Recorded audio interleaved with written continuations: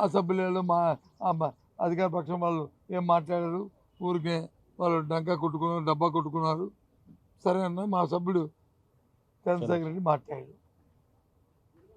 ఆయన మాట్లాడి చెప్తే అది కాదు అంటారు.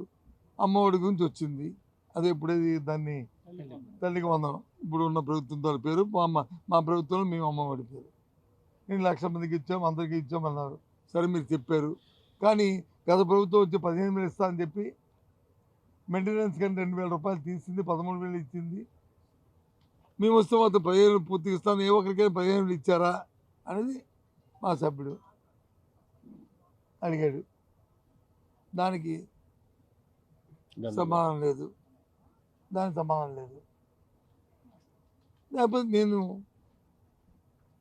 లేచి ఒక మాట చెప్పాను, సార్ మీరు 13,000 15,000 అది పక్కన పెడితే ఏదైతే మీరు ఇచ్చిన ఆ 13,000-15,000 కూడా, ఆ 13,000 రూపాయలు కూడా 100% అందరికీ రాలేదు.